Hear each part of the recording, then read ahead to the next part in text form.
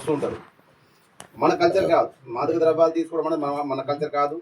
మనకు చాలా ఇన్హెల్తీ, చాలా అనారోగ్యానికి తీసుకొస్తుంది. కాబట్టి మన పిల్లల ప్రవర్తన, మన పిల్లలు చదువుకోవడం, మన ఇంటి మన ఊరికి వచ్చినప్పుడు వాళ్ళు ఏ విధంగా ప్రవర్తిస్తారు, వాళ్ళ ప్రవర్తన ఏంటిది, వాళ్ళు రోజు లేచి చేసేటువంటి వాళ్ళ తిరుగుడు, ఎవరితో తిరుగుతారు, ఎవరితో ఉంటుండ్రు, ఎవరితో ఏ విధంగా మాట్లాడుతున్నారు అనే విషయాన్ని మనం దగ్గర ఉండి అబ్జర్వ్ చేయాలి. మన దగ్గర పిల్లగాడు చదువుకునే పిల్లలు ఈ సమ్మర్లో మాత్రమే ఉంటారు. సమ్మర్లో ఇంకా వేరే కోర్స్ కోసం బయటకు వెళ్తారు. కానీ దసరాకో, దీపావళికో, సంక్రాంతికో కొన్ని రోజులు వేరే వెకేషన్స్ వస్తున్నప్పుడు అలాంటి సందర్భాల్లో మన పిల్లగాడి ప్రవర్తన ఏ విధంగా ఉంది, ఈ దుష్ప్రభావాలు ఏమన్నా ఆ పిల్లగాడి మీద పడ్డాయా, ఇలాంటి దుష్ప్రభావాలు ఇలా ఉంటుందండి. మన పిల్లగాడు మన ఊరికి వచ్చినప్పుడు మీరు అందరు మన కల్చర్, మన ఊరి వ్యవస్థ అంతా వ్యవసాయం. కాబట్టి మనకి ఎదిగిన పిల్లగాడు ఉంటే వ్యవసాయాన్ని మీతో పాటు పని తీసుకువెళ్ళండి, మీతో పాటు చేను తీసుకెళ్ళండి. మన కల్చర్ నేర్పండి వాళ్ళకు. మనం ఒంటరిగా వదిలిపెట్టద్దు పిల్లగాన్ని ఎప్పుడు కానీ ఒంటరిగా ఉండనివ్వద్దు.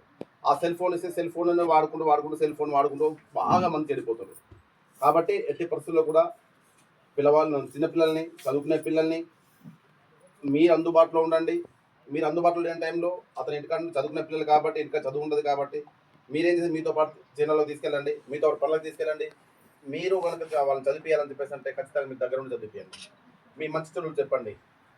మన పూర్వీకుల గురించి, మన పెద్దలు, తాతలు, ముత్తాతలు, అన్నలు, మామలు, అక్కలు, బావలు, వాళ్ళ గురించి, వాళ్ళ సంసారం, ఫ్యామిలీస్ గురించి మోటివేషనల్గా మీరు మంచి వాళ్ళ గురించి ఎక్స్ప్లెయిన్ చేస్తూ ఉండండి.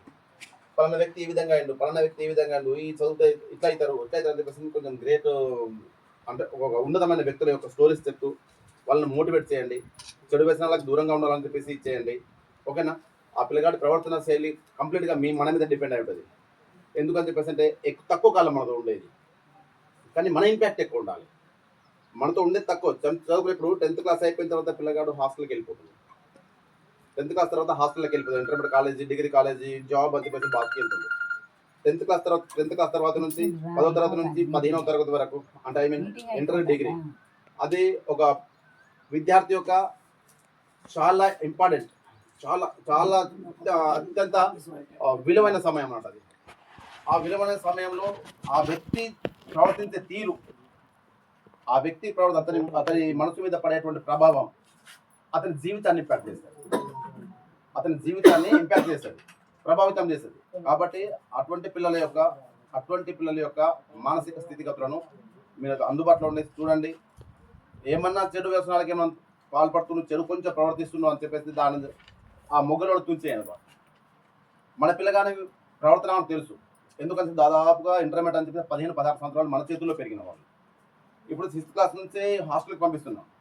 కానీ మన పిల్లగాడు 5th నుంచి 8th క్లాస్ వరకు, అంటే మామూలుగా 8 years వరకు మన దగ్గర ఉంటాడు, 10 years వరకు మన దగ్గర ఉంటాడు. అతని ప్రవర్తన ఏంటిది, అతని బిహేవియర్ ఏంటిది, ఏ విధంగా ప్రవర్తిస్తుండు, హాస్టల్కి పోయే ముందు మనతో పాటు ఎలా ఉండే, హాస్టల్కి పోయిన తర్వాత మనతో పాటు ఎలా ఉన్నాడు, మనకి ఇంటికి వచ్చినప్పుడు, హాస్టల్ నుంచి మన ఇంటికి వచ్చినప్పుడు ఏ విధంగా ఉన్నాడు అనేటువంటి విషయాలు మొత్తాన్ని మనము అంటే పరిశీలించేసి అతనితో బాగుండాలి. మనం కూడా ఇలాంటి చెడు అలవాట్లు ఎవరికైనా ఉంటే సాధ్యమైనంత వరకు తగ్గించుకోండి. ఓకేనా? థ్యాంక్ యూ అండి. Thank you.